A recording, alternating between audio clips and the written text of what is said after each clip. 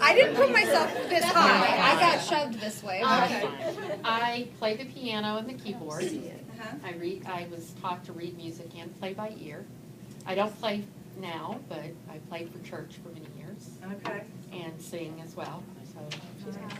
So we're okay with her being over there. Yeah, she's good. We decided right here at our dividing because this is where some of us had some musical instrument lessons. From here on out, they had not. Okay. See, I'm not visualizing this bell curve. I was It's not. If you've had musical instrument lessons, you have to stand on the other side of Stacy. Okay, we'll move. Stacy's the peak. It's your bone And actually, if you had flattened yourself against the wall, I'm thinking we might actually have more of a curve if I made you stand more closely together. How about, Julianne, what about your talent? I have had guitar lessons. I have been in several musicals and not asked not to sing. Good for you. Yes. Okay. So, Amy? I played the oboe for 9 years. Oh, a while.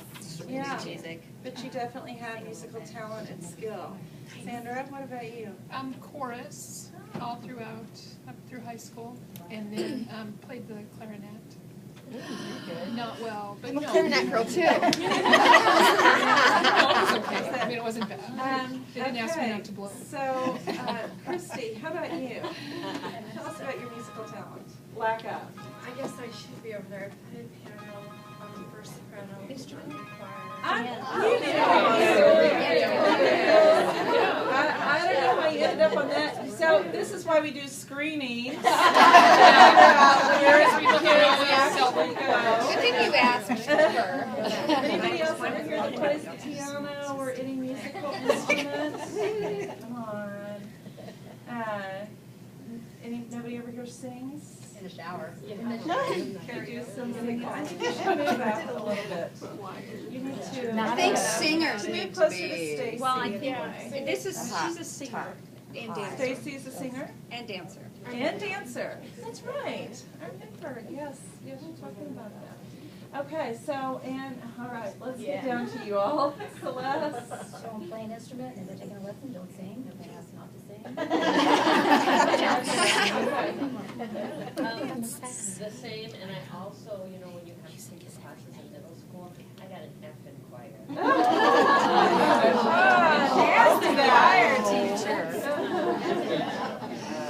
Yeah, Jenny?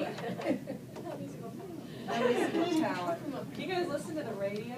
Yeah. Okay. Do you have a few CDs of your own?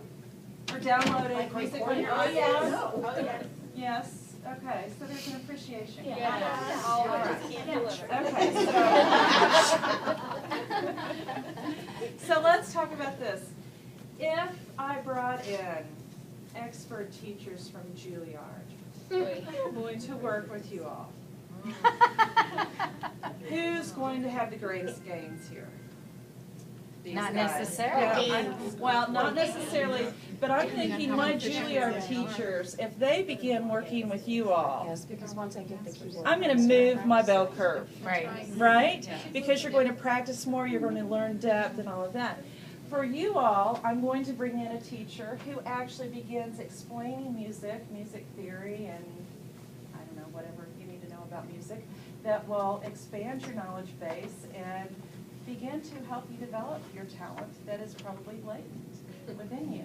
With you all, I'm bringing in a very beginning teacher. So maybe you're not going to become singers, or we can probably teach you to tap a spoon on a table or something.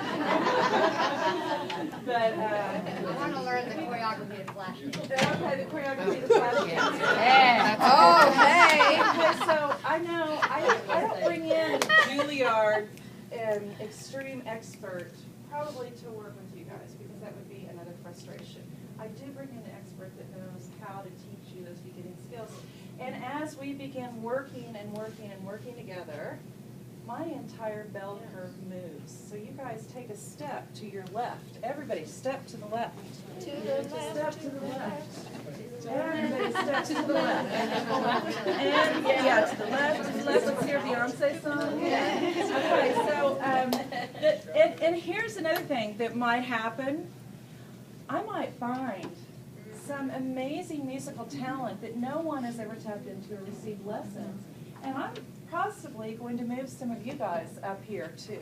Right. Because you haven't had that instruction before. Right? Okay. And, okay? Will you buy in? Yeah. So we don't necessarily change the bell curve, but we can shift the bell curve. But in instruction, and I started this because of the Matthew effect, the consequences of, a poor musician. You don't play music, you don't practice music, you don't have anything to do with music. That's not true. You do listen to music. But how can I shift that for my students who are readers? What do I need to do with them? And how do I differentiate based on my high-level readers, and what am I going to do for you all? I can shift the bell curve. That's our goal, is shifting the bell curve and finding those kids who could possibly really make great gains if we provide the right instruction. So it's a nice visual to think about it, and it's a fun activity you can do with teachers and getting them to think about what can we really do, what kind of changes can we make, because there are always going to be those kids who are in the lower percentiles and the kids who are in the upper percentiles, but I can really move lots of kids if I know what to do and when to do it with my students. So there you go. There's your bell curve activity. The thinking about how to shift things.